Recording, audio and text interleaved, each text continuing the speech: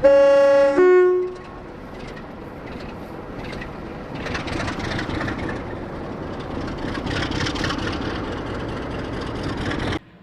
and welcome to another video from Double Rail. It's Loco Works Wednesday, and today is August 21st, 2019. And in today's video, we're going to do the first part of our railhead treatment train project. So I've got the Hattons water jet rail treatment train pack. It's the weathered version. It's R4 RHTT 005. So I'm going to be using this with two Hornby class 66s. We've got this DB Schenker. This is 66097, and it's just like the other Hornby Evening Star one that we reviewed a couple of months back. And I've also got an EWS livery 66005. Now, if you watched my review video of the Hornby class 66, you know it doesn't have any lighting, and it's got some, you know, kind of molded detailing parts and so on, but it's not bad. It's basically a railroad model. And so in this video, what we're going to do is do the first part, which is we're going to take a look at the railhead treatment train. We're going to take a look at the class 66 here. I'm going to set the DB Schenker one aside for now. We will be lightly weathering this one, and we'll of course be installing the lights as well. But today we're going to take apart the EWS version, which is brand new, and do some work. So in this video, I'm going to use a small flathead screwdriver, my handy Swiss Army knife, and a twist drill. This twist drill has 20 pieces. It's 0.3 to 1.6 millimeters. You can see here's in various different sizes, and we'll be using that to drill out the light here at the top. On one end, or on both ends, we'll drill out the red as well as the headlights and the side markers. I'm gonna, at least the first one I'm doing is I'm gonna do the side markers first, and then one headlight, and then see if it makes sense to try to drill out the red one or not. If I can, that's great. If not, we'll just kind of restrict the project a little bit, and it's no big deal. I'm also going to try to remove this part here, this exhaust. It needs to actually be kind of raised up a bit, and so we're going to take that out, and we may also look at doing some other modifications as well. But today we're going to basically take the EWS one apart and drill out some holes and go from there. Okay, so I've set the class 66s aside and given myself some room, and we're going to take a look at the railhead treatment train. So Hattons have two different types, and they have then they have those two types weathered. This is the water jet version, which contains I think it's 5 tanks. It's got 5 tanks and some equipment, and they're basically, I think, on FEA intermodal container wagons, and it just sits right on top. Now the other train that they have is the Sandite version, and the Sandite version has less tanks and some additional apparatus. Now the Sandite trains usually get a little dirtier than the water jet engines, although the water jet train typically, the trailing train will end out with a lot more dirt than the leading one. And of course, when it reverses its route back the other way, you know, it sort of it will you know, the other train will get dirty as well. So weathering it heavily shouldn't really matter, but if you really want to go for the Sandite version, that's up to you. I went with the water jet version just because they seem to be the preferred option by the you know, the sort of S&T folks, mainly because Sandite, which I think is a mix of sand, aluminum, and some kind of special adhesive, tends to get into equipment. Plus, I didn't want to run the thing on my layout where I needed special markers, since we run various different eras. So trying to limit the amount of stuff that's on the layout that can give away the time and so on. So one thing I will say is the running code, or the head codes for the for these trains, for the water jet, it's 3JXX. Now there is a 3J11 train that runs a pretty long route. I think it's about 16 hours, and that actually has 8 tanks for the water jet, and so the J in the head code indicates that it's a water jet train. So with that in mind, Hattons actually do sell an expansion pack for about £63 that has the 3 extra tanks. So if you want to model that larger train, you can do that with the with the extra pack from Hattons. I think the extra pack from Hattons is H4 RHTT 006. Alright, so let's open it up and see what we get. So it comes out very easily to 2 packs, like so. And basically your top pack has the 2 tanks and the apparatus and the FEA, and then this one just has the 3 tanks. So I'm going to open the 3 tank version first, and we'll see what we get.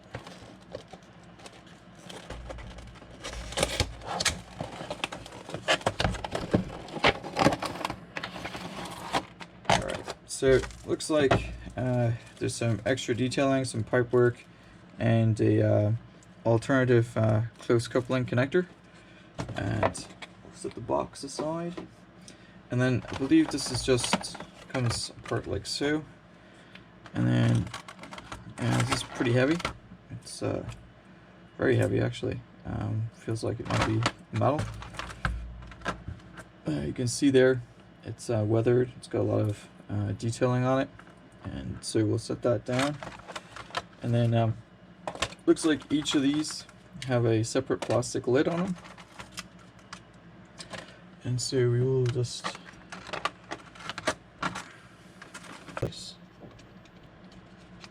like so. Alright, so here's the one that sort of tried to run away, and then tank here in the middle of that. These are pretty slick. They have careful with it. These are really light, but the actual wagon itself is pretty heavy. And if I just put the kind of fit into a this kind of square peg holes there, and it just sort of sits in there like so.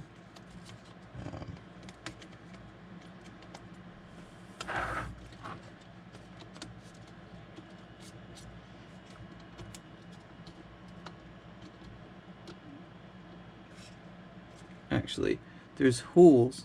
I don't know if you can see it on camera there, but there's actually holes there that clip into the wagon like so. Looks like that's what's there to hold it in place. Yeah, it's an interesting kind of design. Alright, so that's the set of 3 tanks, and it's got a fair amount of detail on it. Looks pretty good. So let's set the packaging aside. And one thing I will note is, looks like there's some detail there that came off. I'll have to figure out what that's off of and put it back on.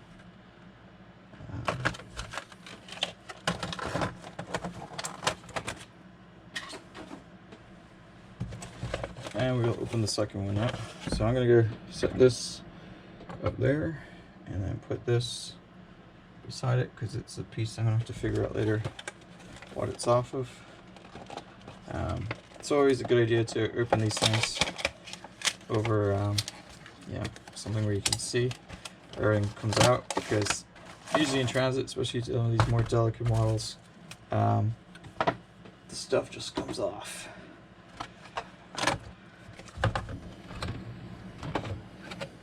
So again, you can see, looks like some of the weathering has come off. It's just a bit of weathering paint. And again, we'll remove the spine. It looks like these pieces have come off. It looks like they're off the side there somewhere. So we'll have to figure out where exactly they have fallen off from. Have to see. And then this train, it's a little bit different. Has 2 tanks, and again, these should fit in those little notches. Actually, I'll show you.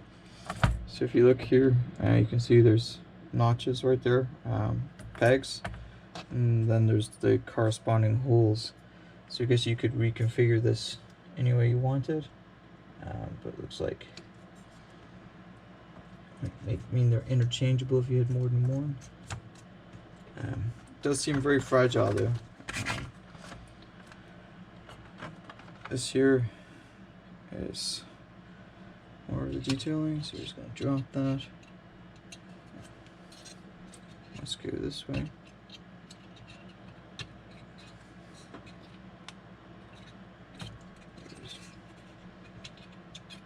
It won't go that way because these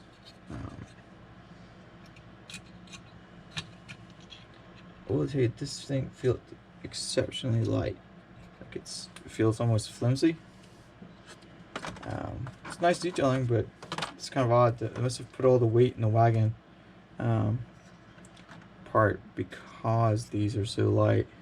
It's exceptionally light actually. I've also found this other piece, so that's now what, like 4 pieces that have come off. And this is the first time I've had it out of the box since I got it from Hattons, so it's not surprising now. I'm in the States, so you know, stuff gets knocked around in transit, usually because of the way the packaging's been designed. But yeah, so yeah, look, that's pretty bad. That's a buffer that's kind of come off and smashed. Look at that. So there's the buffer, and it's snapped off in the packaging. That's not great. So we'll have to do something about that. Maybe hopefully Hattons have spares, but you can see there, look, it's actually been damaged. Alright, well, we may have to repair that. We'll see what the folks at Hattons say. This has actually sat around since April, so I'm not sure what they will do about that. We will find out though. We can point them at this video. So yeah, if you can see that in the video right there, the buffer is just not just smashed off, but it's actually broken, and that must mean that piece of what I thought was weathering that I put somewhere is actually probably part of that buffer. That's kind of disappointing a bit. I don't know if you can see that, it's like literally sheared off, so not quite sure. Alright, so we won't let that stop our progress though with this project. The other parts of it look okay, so we'll set that aside for now. And like I said, it does seem a little flimsy, so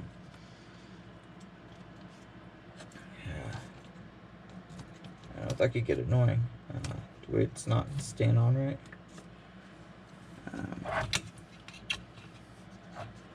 As soon as you touch it, it just wants to kind of flop off. You can see here the plastic for the peg holes isn't quite round. There's some excess on it, so it's not fitting on there right. Okay, so quick recap. Out of the box, we have this railhead treatment train. Looks like it has some transit damage. The buffer is completely smashed off. They're not sprung buffers though, so it looks like it's just the molded plastic. Unfortunately, the buffer is also cracked and missing the other part of it. So if I swing it around here, you can sort of see what's missing. You can see there it's like missing about half the outer buffer. What's interesting is I can't find it in the packaging anywhere. I've looked a few times now, and this thing has been here unfortunately since.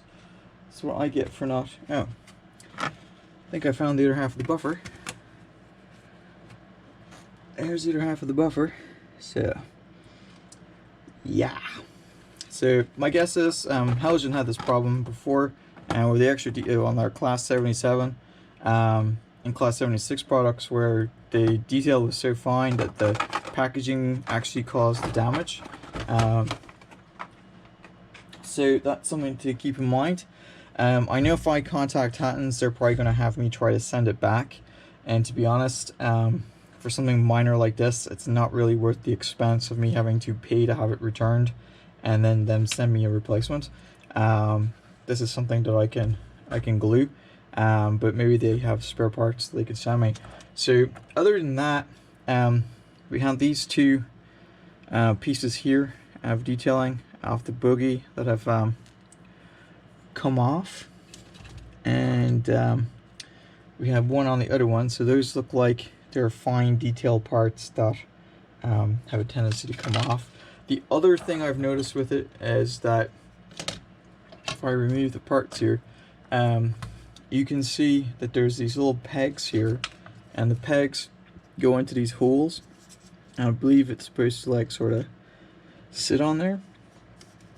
The problem, like that one's okay, this one I think is okay, but some of the plastic here on the ends for the last one are not clear, so like they've got like either excess or they've been like squished or something, so that last piece does not want to sit on there. So plus if I'm taking this on and off the layout, those are going to fall off, so I will probably need to glue that.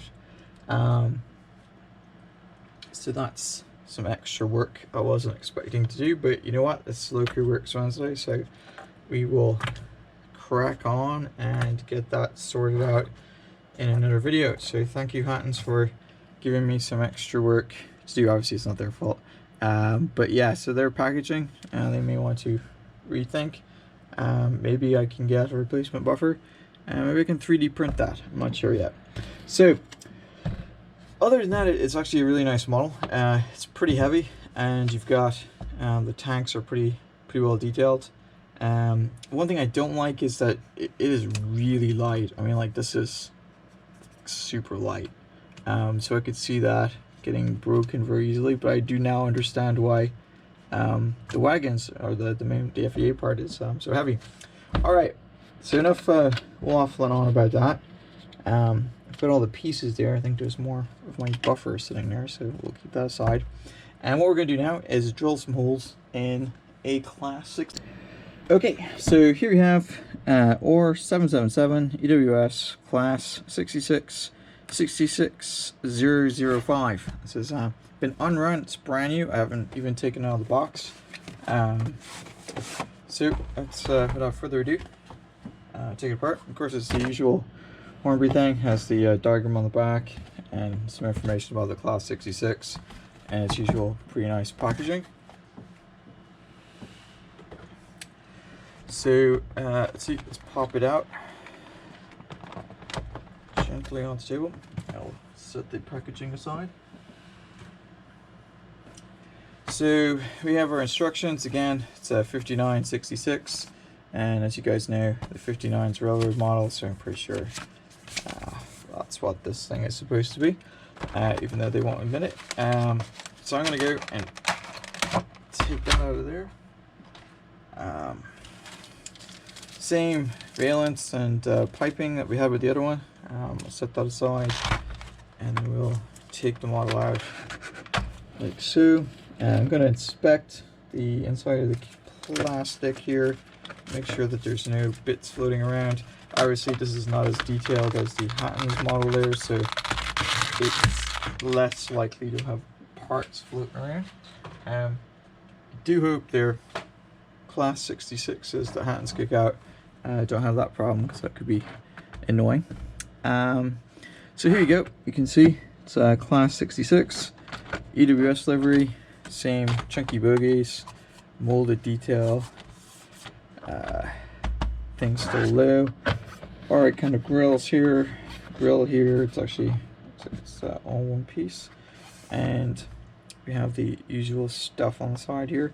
Again, it's just all detailed and it's all molded, but we're gonna go and weather it heavily anyway, so it won't really matter. and we have our lights here. So the first thing to do is we're going to basically just pry it open like that. It's pretty simple.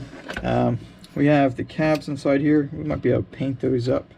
It's in another video. Got the blanking plate where your DCC chip will go through. The wiring here, of course, is typical Hornby. It's pretty flimsy. And down through here, it's kind of some sort of like blue tack type substance is holding the wiring down. I'm guessing that's so it doesn't get pulled when it moves around. It's an interesting approach. And this is pretty heavy. It's got a decent amount of weight in the middle of it. It's got 4 clips there that you can take the motor and stuff out, or the weight out, but we're not going to mess with that. We don't need to do that right now. So we're going to set this aside. That's not the bit we're messing with. And this here is the bit that we're going to mess with. So we have the plastic windshield parts that are here, and then we have this piece here. Looks like there's some pegs. It's probably just glued. That's holding that in place. So if you go to oorail.co.uk, and I'll put the link in the description, and I've already written an article about the research I did for this and some of the stuff that we're going to be doing over the next couple of weeks for this project. So if you go to the oorail website and follow the link, you'll see everything about the Class 66 railhead treatment train project, and you guys can go from there. So I'm going to try to maybe knock this out, since it looks like it's just got a couple of pegs in there. In fact, this end looks like it might be already wanting to come out.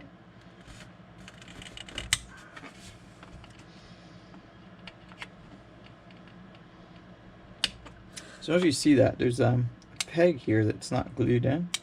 So this here top part appears to be glued in by just these 4 pegs. So what I might do is take some Goo Gone and see if I can dissolve the glue out enough to push that. Okay, we're back. I got some Goo Gone and some cotton buds, you know, kind of I think are legal now in England. I also bought a thumbtack here because it's about the right size to push those out. So let's try to Goo Gone. Just to recap, what I'm doing here is I want to remove this piece here, and this part's not glued in, and there's just 1, 2, 3, 4 pegs here, and they appear to be kind of glued in. So we'll see if we can get them out by using some Goo Gone. So what I'm going to do is take the cotton bud, soak it in Goo Gone, and hold it over each. Just push it in like that. And what I'm trying to do is basically just dissolve the glue. Now I have no idea if this will actually come apart or not. I've never taken apart one of these locos before, other than looking inside the last Class 66. So hopefully this will dissolve the glue enough. See, some of the paint's come off. Now it may take a few minutes for it to start to work.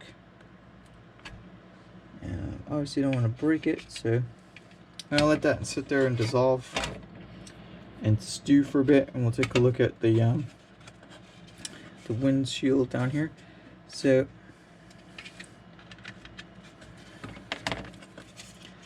these are going to have to come out just so that I can get to, well, probably not. I could probably drill these out without taking the windscreens out, but I'm going to take the windscreen out anyway, just because I want to, and it looks like it's not going to take much. Hornby apparently haven't invested too much in glue. Obviously, you don't want to use too much force. I'm going to take a cotton bud here, see if I can gently work it out. So move this out of the way so you guys can see. Basically, I'm just applying a little bit of pressure, and hopefully I can get the glue seals to budge a little bit. Okay, so it looks like the windscreen is in two parts. There's this part here that holds the sides in, and then the front part's a separate piece. And the front part, just pushing with the cotton bud, it's kind of cause it to kind of come out. But it's going to be difficult to get it out without the side piece in. I got that out. Just required a little bit of force, and it didn't break, which is a plus. Looks like just there you go. So I know that didn't sound great, but you can see there it's not broken. It came out in one piece. It's all right. I wouldn't recommend doing that too many times. Not sure how long it will last, but it's enough to get that out. Now what I'm going to do is I'm going to figure out, I'm going to use this end right down here is the end without the exhaust end on it, and hopefully this will just pop out. Yeah, it does. And again, no damage. And all I did there was use a cotton bud. You can see it's a little frailed now, but I'm going to see if this is going to budge at all. So that one is one that is already out.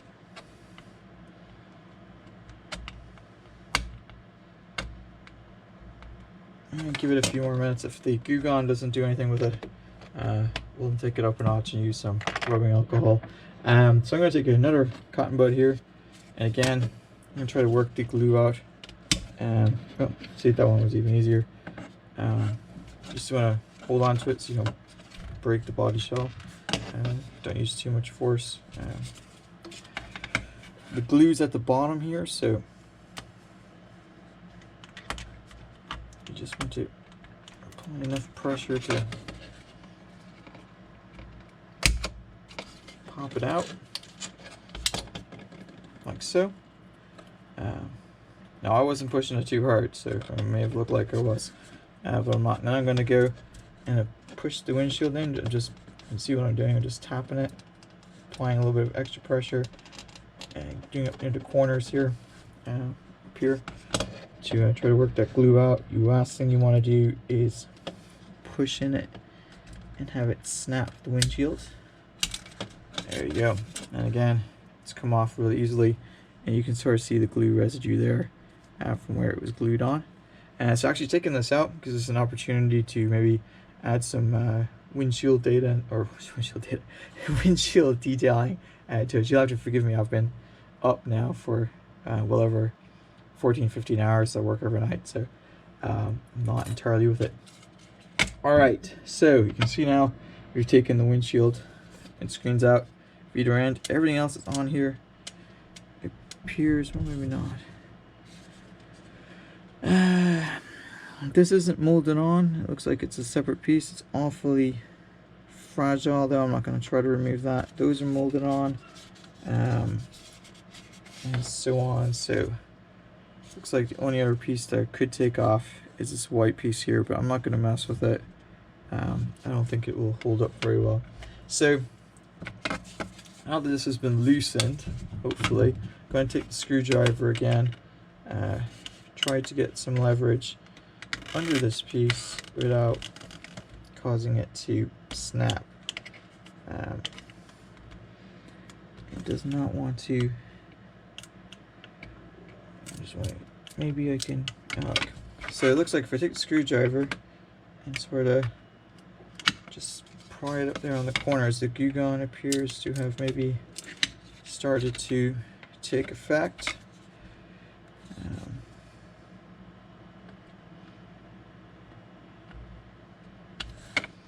So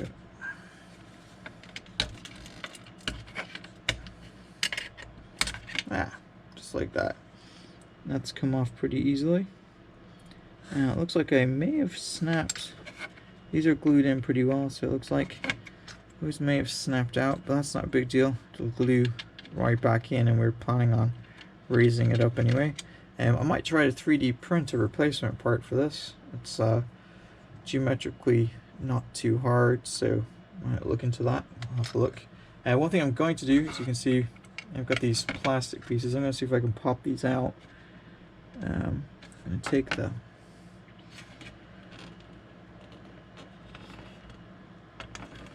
It might not want to go, we'll see.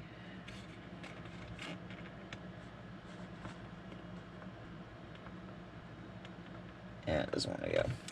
So I'm going to use this as an opportunity to test out the drill. So I bought one of these hand drills off of Amazon. In fact, I bought like 4 different kinds.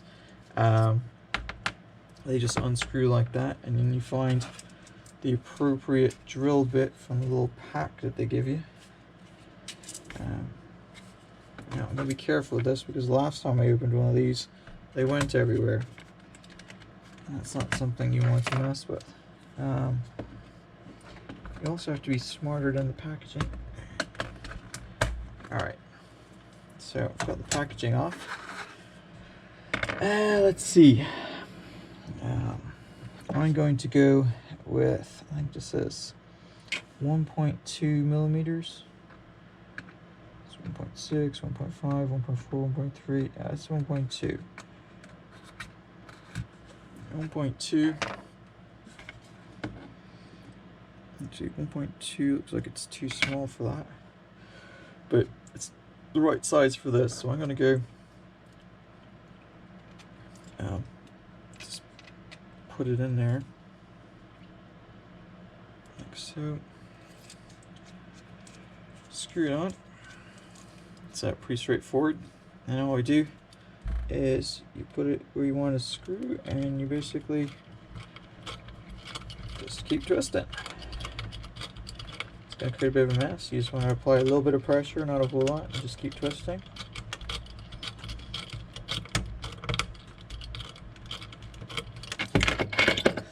And I've managed to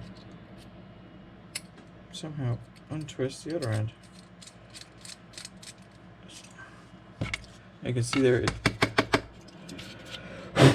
does make a bit of a mess. I haven't quite drilled through it all yet, so I'm doing this more of a test than anything else, just to see how difficult it is. And yeah, there we go, straight through. You can see there that's created a nice size hole, but I think I'm going to need a bigger one for that front headlight. So we're going to take, that was 1.2. I'll take it off, and we're going to go, I'm going to go with 1.4. I think looks like it's probably a good option. So this is 1.4 millimeter. I'm going to line it up there at the center. I think once that's gone through, it will give us what we need. Oh,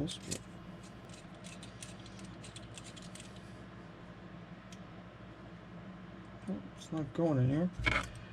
Let's give it a try. So what I'm going to do is we're not going to put a hole.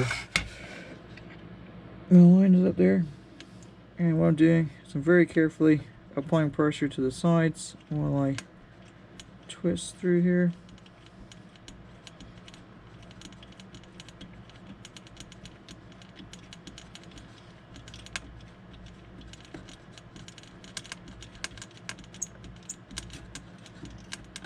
We are through.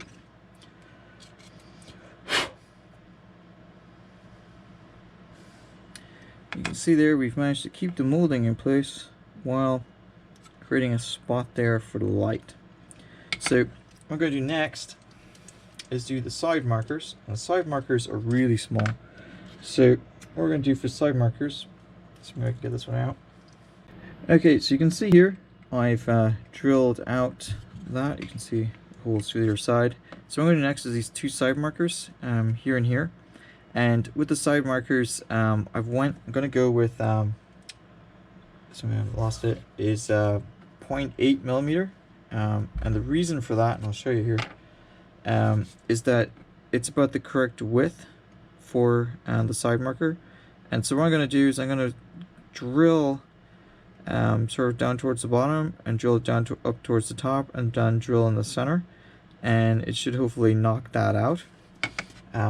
Okay, so this is the other kit that I bought off Amazon. This one didn't work very well, so I'm not going to put this one on our Amazon shop. We're just gonna set that aside and work very well. This one actually came with tweezers, 0.7mm bits, a selection of larger bits from 2.1 to 3mm, 0.3, 0.4, 0.5, 0.6, 1mm, 9, and then from 1 to 2. So it's actually a really good kit. It also came with 0.8. And the tweezers is a nice touch. So hopefully, I haven't used this, so hopefully this is a better kit. Maybe not. So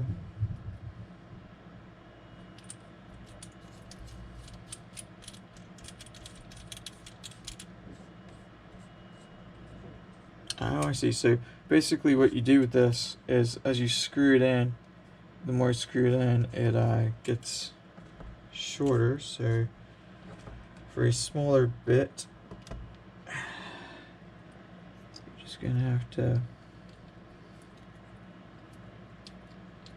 apologize, it's kind of hard to do on camera, but you can see there it's way better than the previous one, which is great. It's got a bit of grip too, so which is good because we're about to do something crazy here. So with this on its side and very carefully lining up with the bottom part, we're going to start drilling into it. Now you don't want to go too low, because if you go too low, it's wanting to go too low. If you go too low, what's going to happen is, if you go too low, what's going to happen is it's going to snap the bottom part of it. And if you go too high, you're not going to have the opportunity to drill out the rest of it. So I'm very carefully here drilling through it. I don't know if you can see that on camera. I think my hand's in the way. Hang on. Rearrange this a little bit so you can see better. Okay. I think you should hopefully be able to see this. A little bit this way.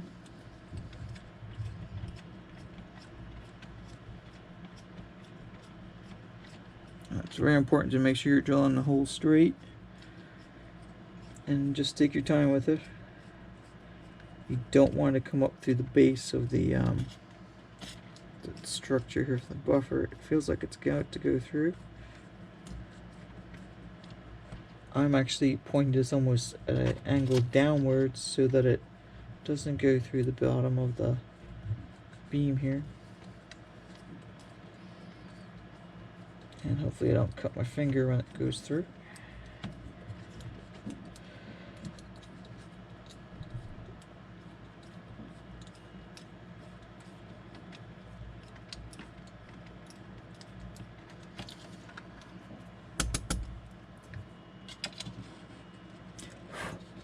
You can see there, it's getting there. Again, this is a 0.8mm. Yeah, there, we're through. I'm glad I moved my finger out of the way. And you can see there, it's made the hole. And so what we're going to do is we're going to drill just above it, and hopefully kind of like file it out or something like that later on. So very carefully. You have to do it this way. I'm not sure yet. I'll try to do this on camera, but I may not be able to.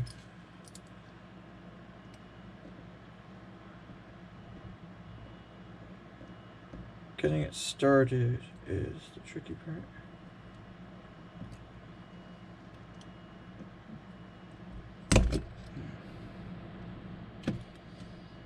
Yeah, the problem is it wants to go through that hole that I just made.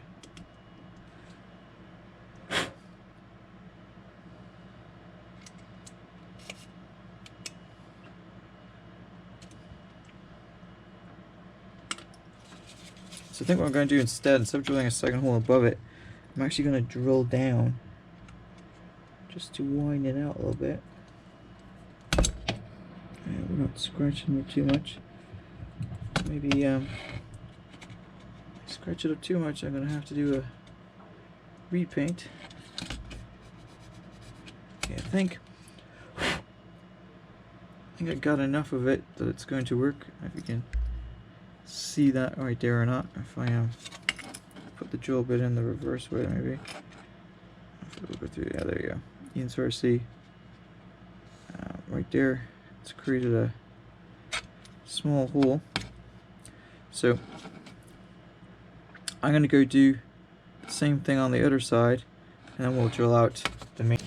Okay, so I've got both sides drilled out, and it's kind of time to make a decision. So there's a plastic here, but I'm not sure there's enough plastic. I think if you look at the side here, it's starting to kind of try to get through the side as well. So it's pretty flimsy, just because there's, you know, not much of it there, and so I'm half tempted to try to cut this off completely, just cut the lights out completely, 3D print an LED holder and just glue it on.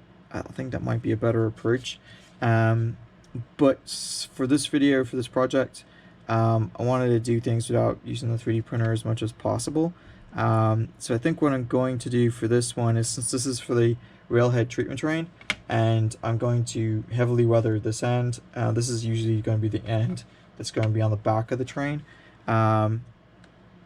What I was going to do is I was going to have it do white lights one way, you know, red lights the other way. So what I'm going to do is I'm going to cut out just the left headlight, which is for the daytime running. If you look at the article with the link that I wrote, you can see all the different lighting arrangements. So I think for this, we're going to do the ones I've already drilled the holes out for, drill out this one here, and then on the opposite end, I'm just going to drill out the 2 red lights, and that way I can wire it. So if it's going this way, it's got the lights one way, and if I flick it the other way, it's going to have the rear lights running. So I'm going to go and drill out the headlight next. So for the headlight, I think it's going to use the same or one size smaller than this one. I think I used 1.2 for that. So actually I think 1.2 will work, because the this should have been probably 1.4. You can see there, it looks like it's about the right size, but I think because I've already cut this out and it's kind of close, I'm going to rule with the 1.0. Okay, so I had to change the battery there in the camera. So basically what I said was we used 1.2 and then 1.4 up here. We used 0.8 on either sides, and I think for this here we're just going to use 1. And the reason I'm using 1 is 1 millimeter is because the side where I already drilled out the marker looks like it's kind of encroaching on the light a little bit, so I don't want to have them both collapse and then it'd be a problem. In terms of approaches to do this, I'm going to go and drill out, like I said, the side markers here and the one on top, and I'm going to drill out this left hand running for the daytime running. I'm not going to mess with trying to make it have an option or a switch or something like that for right hand light, which is what the nighttime running. We're just going to drill this one out. I'm not going to drill out the red on the side because those tail lights are just too close, and I want to try to keep this as simple as possible. So I'm going to drill out the red ones on the opposite end, and then we'll wire it up so when it's going this way it'll run the red lights, and when it's run the other way it'll run the white ones. So I think that's pretty doable. We've done that before. Alright, so what I'm going to do next is basically just drill this out. So we'll get it started. I'm going to go a little lower and try to get it as central as possible.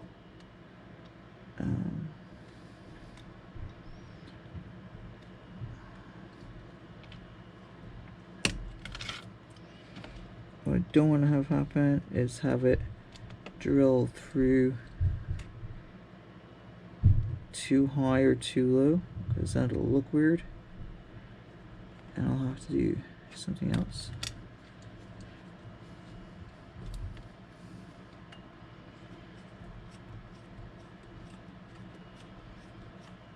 Now, I'm actually supporting this with my thumb for a good reason. The reason I'm supporting this with my thumb is so that it does not break, because I've put 2 holes in it already, and this is probably not the strongest of plastics. Like I said a few minutes ago in the video, I could possibly cut the lights out completely and maybe 3D print something. I will probably try that for one of the other models that I'm going to add lights to. I'm having a slight issue with the drill here. It's wanting to go off center, which is not good. Again, these are cheap, so this one's actually been working pretty well.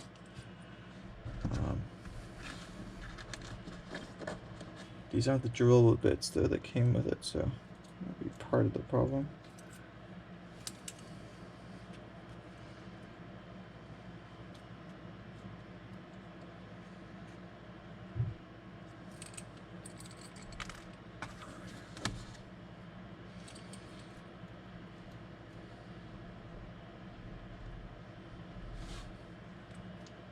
Okay, so we'll get back to work, make sure it's the right hole. And again, supporting it with my thumb because I am putting a fair amount of pressure on it. I want to avoid breaking the very fragile gap of plastic now that's between the top and that, although it seems to be working okay. What you don't want to have happen though is drill too close so that to the bottom, so it's like off center. But we can always fix anything that looks off center with some paint.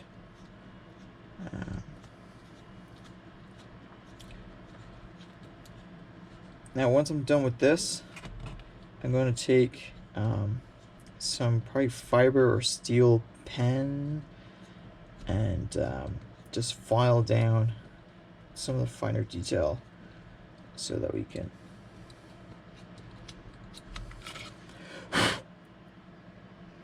it's getting there.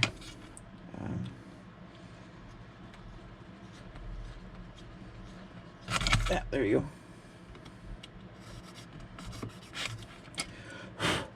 So you can see there we've got the hole drilled, and don't worry about how it looks, because once the LEDs are in there, it's gonna look pretty okay. And like I said, we'll use some black paint and file this detailing down because the lights are raised a little bit with the paint. Alright, so next I'm going to go grab the fiber pencil and stuff so that we can kind of finish this off. Okay, so this is a set of scratch brushes. We've got steel, brass, fiber, nylon. Fiber you typically use for taking off some of the detailing. I'm going to start off with the fiber one, see if I can get some of this paintwork off. It may work, it may not. We will see. So for example, if I wanted to get this off, I would scratch that back and forth. I don't think this is going to work because it's too coarse. So I'm going to go with the steel wire. I use these for sort of finishing up stuff on the 3D printed projects. I'm not sure how easy it's going to be to do this on camera, but this is pretty useful to just sort of file down any sharp edges, and we can always touch anything up with paint if we were worried about that, but since we're going to heavily weather this, it shouldn't really matter.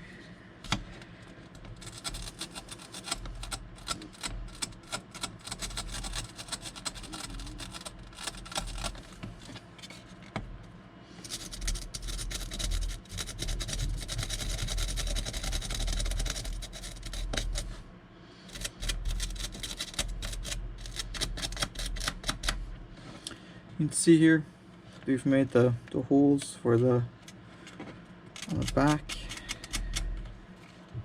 and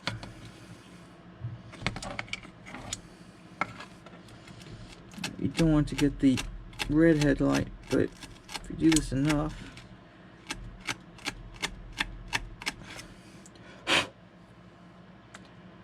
can see there, I've pretty much filed that down now, so it should be good to go. So what we're going to do next is drill out the two red ones on the back, and I think for those they're about the same size as the other one, so I'm going to continue to use the 1mm. And again, I'm going to drill out the two red ones. You want to try to get it, if you can see this on camera, hopefully you can see it. This time around I'm putting pressure with my fingers on the base, on the side, with one finger up against the light here to hold it straight, and then line up the center as best as I can and start to drill.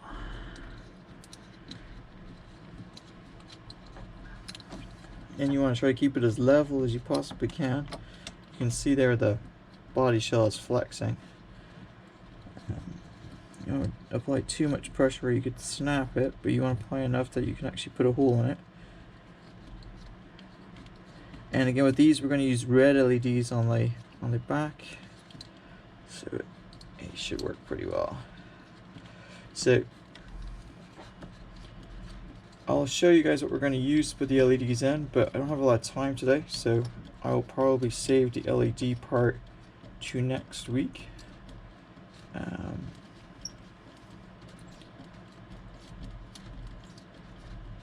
I'm also trying not to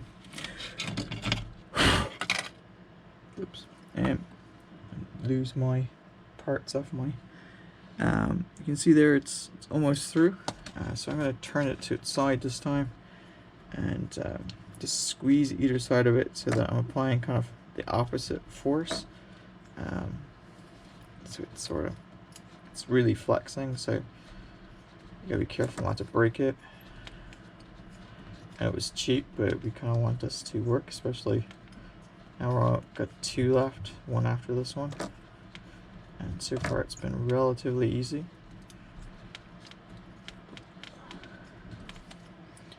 If you get tired, you can always stop for a second. You know, I do computer stuff and carpal tunnel every so often, so it's not always easy to there you go, to do it. And you can see, just put a pretty decent hole in that, and I'm going to follow up with the steel scratch brush here, and we're going to be very careful because we only want to get the red part here.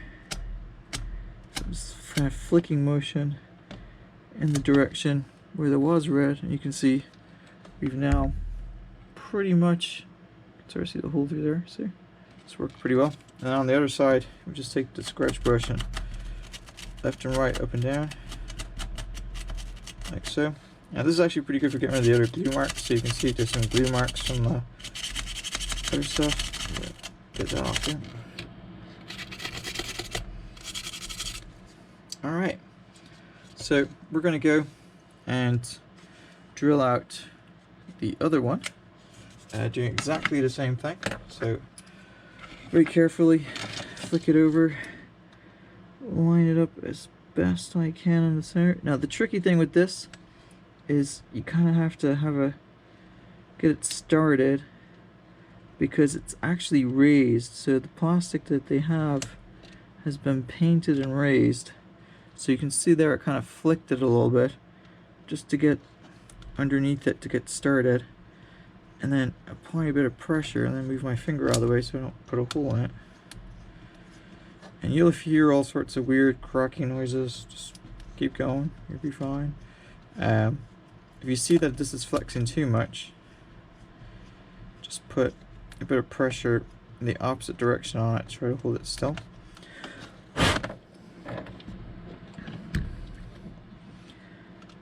And hopefully you guys can see this on the camera. It's I'm using a different camera today. We're using a GoPro Hero 7 Black. I got it ironically because it comes with an audio, or you can get an audio adapter for it, so I can use the better microphone. Unfortunately, it didn't come until this morning, after I started shooting the video. So you guys will get to hear that in the next video, hopefully. Also coming today is the Scott rail. 7 cities, HST. So when that gets here, a day or two, we'll do a video on it. It's almost there. So next week, in part 2 on Loco Works Wednesday, it might come out a little earlier on Wednesday than it did today. We will do the LED lighting, and if we have time, we'll do some of the weathering as well. And remember, I got to do the same thing to the DB Schenker, Schenker. I'm probably pronouncing that wrong. But the red one, I got to do it to the red one. There we go. You can see there, it's pretty much made a decent hole already. So as days gone on, we've gotten better at it. Now you want to make sure you don't accidentally scratch the running number off. Now if I wanted to change the running number, I could do that as well, but today we're just going to keep it at doing these LEDs, and then on the other side, just like so. There's some glue spots, wear those down, and yeah, so what we've done is we've drilled 2 holes for the red lights on one end, and we've drilled the headlamp at the top, or the top marker, the 2 side markers, and the left hand right. Now this right hand light's used for nighttime running, so when it's running forwards, the 3 lights here, the markers are always on, and then if it's daytime, it's this one on the left, and if it's nighttime, it runs this headlight on the right. It only runs the red lights at the back if it's the last part of the train, in which case it wouldn't be running the headlights, and the red lights run by themselves. If it's pulling something, or then it will not run the red lights. The red lights will be on my tail lamp on the last coach or wagon or whatever it's hauling. If it's running light though, basically by itself, you'll see it run the red lights as well as the front ones. So what else have we done? So the only thing I've left to do is really to drill out these other holes, and so I'm going to do that now. I know before I used the 1.2mm, I think it was probably a little too much. So I'm just going to drill these out. I don't really need to do this, but it gives me something of a basis if I want to maybe 3D print a replacement rather than using the one that's there. Although the one that's there is pretty decent, so I'm not sure if it's necessary to 3D print it or not.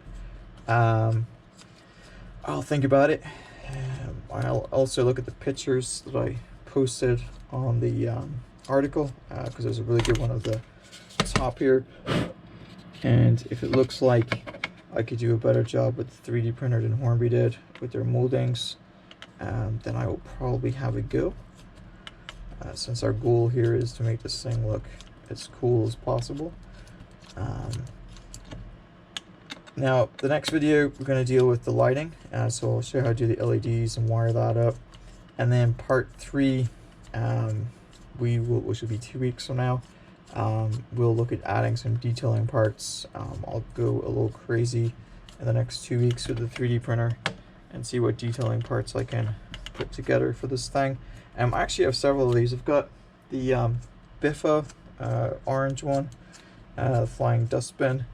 I've got the GBRF, and also have the Evening Star, as well as the DB Schenker on this one. So I've got enough to really get rolling with it and do a good job with the detailing part. So it's kind of worth my while to try that. There we go. All right. So again, I'm going to use the steel brush just to clean this up. I'm not too worried about messing up the paintwork, because we're going to weather it, plus the exhaust piece goes back down. Now this actually is supposed to be up higher, right, so it's really flush with that, but in reality it's actually a bit higher. So I may well 3D print something, because it's going to look weird if it's not. So I might think about that. So let's see, I'm gonna wear these off. This one's already got the hole cleaned out because it wasn't glued in. Looks like Hornby was trying to save on glue. Alright, so there you have it. We've done some surgery on a Class 66. So put the headlight in there, and you can see the holes actually come out really well once you run that steel brush over it. Likewise, the edge markers here and the headlight, as well as the two tail lights. So we're going to go in next video, do something with the lighting, possibly 3D print or do something with this. I'm thinking now 3D print. We'll look at the photos, and we might start the weathering process or adding the extra detailing. So going forward, we have lighting to add with LEDs. We have the exhaust up here to fix. We have some detailing parts we want to add to it.